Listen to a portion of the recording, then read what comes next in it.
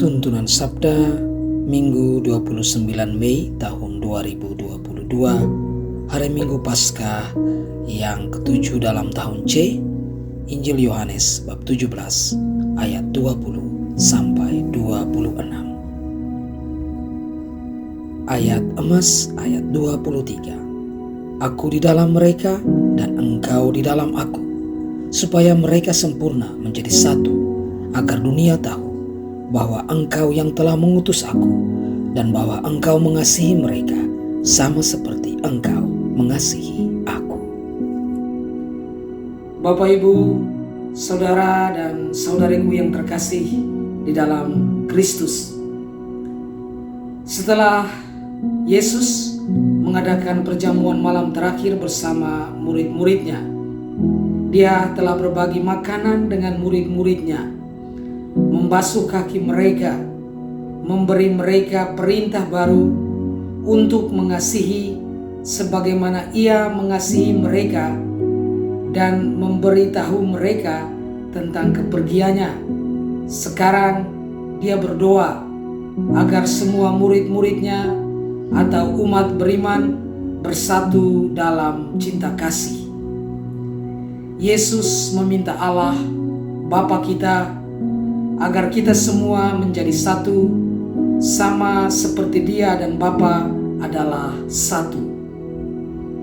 Jika Yesus berdoa untuk kesatuan kita, maka Dia juga menolak batasan dan perbedaan yang memisahkan kita.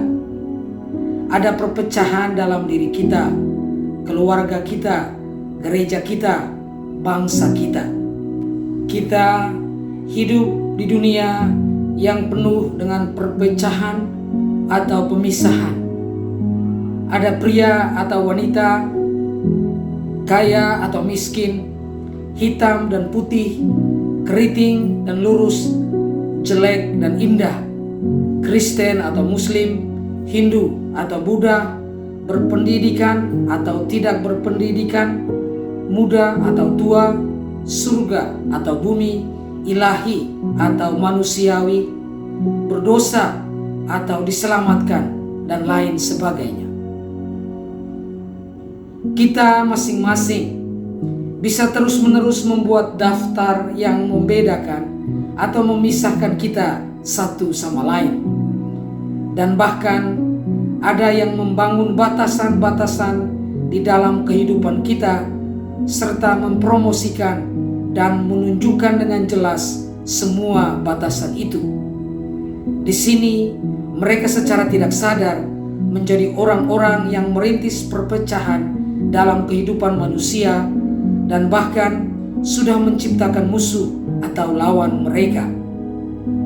Untuk setiap batas yang kita buat ada seorang manusia, sehingga pada akhirnya batasan, pengelompokan, pemisahan dan perbedaan bukanlah hanya tentang sebuah masalah, melainkan berkaitan dengan orang-orang atau pribadi yang nyata, dengan nama dan dengan manusia itu sendiri. Apakah kita mengakuinya atau tidak, batasan atau pemisahan yang kita buat dan bangun biasanya dilakukan sedemikian rupa untuk menguntungkan kita, untuk membuat kita merasa baik-baik saja, untuk meyakinkan kita bahwa kita benar dan memegang kendali. Kita ini dipilih dan diinginkan, dilihat dan diakui, disetujui dan diterima. Agar diriku menang dan jaya, maka seseorang harus kalah. Agar saya dimasukkan dalam satu kelompok, seseorang harus dikeluarkan. Jadi di sini jelas sekali kita melihat bahwa pemisahan dan batasan-batasan yang kita buat itu sebenarnya untuk menguntungkan diri kita sendiri. Saudara dan saudariku, kita sering berurusan dengan batasan dan perbedaan yang memisahkan kita. Akan tetapi itu bukanlah doa Yesus. Lebih dari itu, Yesus tidak berdoa hanya untuk toleransi kita, untuk kerukunan kita, atau hanya bersikap baik terhadap satu sama lain. Dia bahkan juga tidak berdoa agar perbedaan kita dihilangkan. Sebaliknya, dia berdoa untuk kesatuan kita.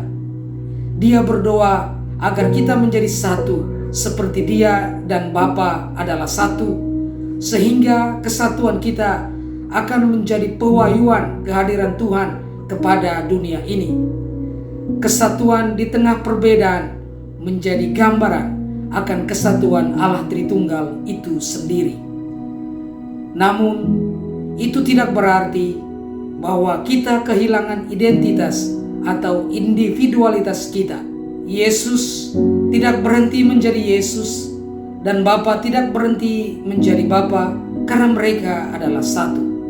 Keesaan tidak berbicara tentang angka dan jumlah, melainkan lebih berbicara pada kualitas. Yesus dan Bapa adalah satu karena mereka saling mengasihi dan memberikan diri mereka sendiri satu terhadap yang lain. Keesaan adalah kualitas hidup dari Allah Tritunggal sendiri. Doa Yesus untuk kesatuan pada akhirnya mengarahkan kita untuk menjadi satu dan hidup seperti Allah Tritunggal sendiri. Kesatuan bukanlah tentang menghilangkan perbedaan, melainkan tentang cinta. Sebab cinta adalah satu-satunya hal yang dapat mengatasi perpecahan dan menyatukan perbedaan. Berkali-kali Yesus mengatakan itu kepada kita. Cintailah Tuhan Allahmu, cintailah sesamamu manusia, cintailah dirimu sendiri, dan cintailah musuhmu.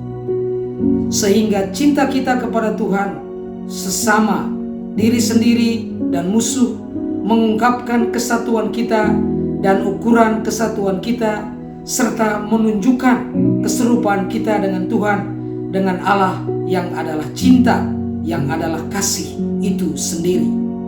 Dalam cinta mungkin ada perbedaan, tetapi tidak ada perpecahan. Kasih Allah, kasih Tuhan tidak mengenal batas dan tidak pernah berubah. Makanya ada seorang cewek yang berkata, "Saya pikir semua laki-laki itu berubah. Ternyata ada satu laki-laki yang tidak berubah, yaitu Tuhan Yesus sendiri yang selalu mencintai." Tuhan mencintai pria dan wanita, kaya dan miskin, hitam dan putih, lurus dan keriting, Kristen dan Muslim, Hindu dan Buddha, berpendidikan dan tidak berpendidikan, jelek dan indah. Tuhan mencintai tua dan muda, langit dan bumi, ilahi dan manusiawi. Dia mengasihi orang berdosa dan orang yang benar, yang tersesat dan tidak tersesat.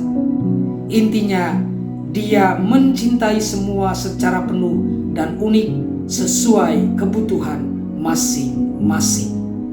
Saudara dan saudariku, sudah terlalu lama kita berbicara dan berurusan dengan batasan, perbedaan, dan perpecahan yang ada di antara kita.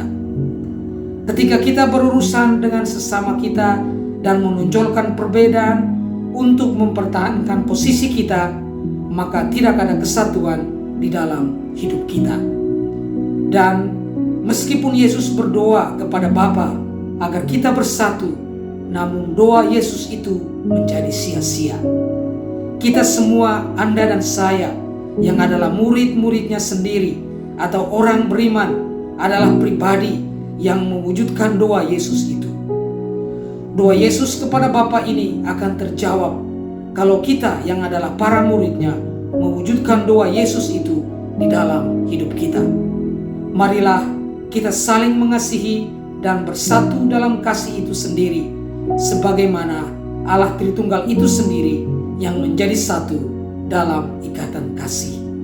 Dengan hadirnya cinta, maka tembok-tembok pembatas dipatahkan dan kehangatan persatuan serta terang kegembiraan bisa dirasakan. Tuhan memberkati.